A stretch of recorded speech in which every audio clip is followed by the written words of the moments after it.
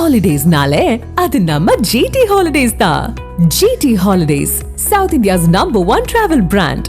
கூடுதல் கட்டணம் வசூலித்த தனியார் ஆம்னி பேருந்துகள் மீது தீபாவளிக்கு முன்பாகவே நடவடிக்கை எடுக்கப்படும் என அமைச்சர் சிவசங்கர் தெரிவித்துள்ளார். பெரம்பலூர் மாவட்டத்திலிருந்து சென்னை மாதவரம் வரை செல்லக்கூடிய குளிர்சாதன பேருந்துகளை கொடியசைத்து தொடக்கி வைத்தவர் டிசம்பர் மாதத்திற்கு உள்ளாக வால்வோ பேருந்துகளை தமிழகத்தில் இயக்க திட்டமிடப்பட்டிருப்பதாக தெரிவித்தார். மேலும் தீபாவளியன்று தனியார் பேருந்துகளை ஒப்பந்த அடிப்படையில் இயக்க இருப்பதாகவும் குறிப்பிட்டுள்ளார்.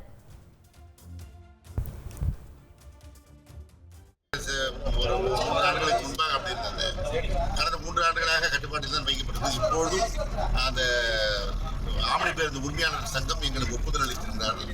நிச்சயம் கட்டணத்தை ஏற்ற மாட்டோம் என்று ஒரு 10 உரிமையாளர்கள் போன்று கட்டணத்தை உயர்த்தி அந்த செய்தி வெளியில் வந்திருக்கிறது. அவர்களுக்கு நடவடிக்கை எடுப்பதற்கு தக்க அலுவலர்களுக்கு அறிவுரை வழங்கப்படுகிறது. நிச்சயமாக தீபாவளிக்கு முன்பாக அவர்கள் மீது நடவடிக்கை எடுக்கிறது. தீபாவளியின் போது தனியாருடைய ஸ்பேர் பஸ், ஏற்கனவே நம்ம ஸ்பேர் பஸ்ஸை யூஸ் பண்ணுறோம், அது மாதிரி இப்போ தனியாருடைய ஸ்பேர் பஸ்ஸை ஒப்பந்த அடிப்படையில் இயக்கிறது. தீபாவளி பண்டிகைக்கு இன்னும் ஒரு வாரமே உள்ள நிலையில் தற்போதே பல நகரங்களில் தீபாவளி களை கட்ட தொடங்கியுள்ளது.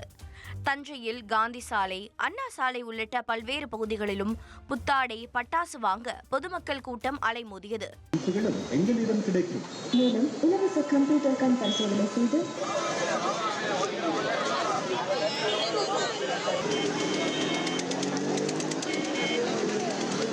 தென்காசி நகரில் மழையையும் பொருட்படுத்தாமல் கடை வீதிகளில் அத்தியாவசிய பொருட்கள் வாங்க மக்கள் குவிந்தனர்.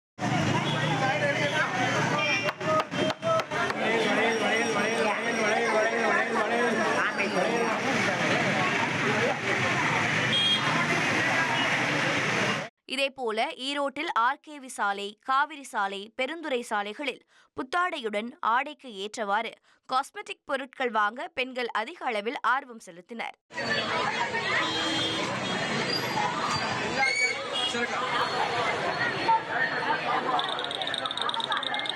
தீபாவளிக்கு சொந்த ஊருக்கு செல்வதற்காக திருப்பூர் ரயில் நிலையத்தில் கூட்டம் அலைமோதியது. புலம்பெயர் தொழிலாளர்கள் ஜன்னல் வழியாக ஏறி குதித்து இடம் பிடித்தனர்.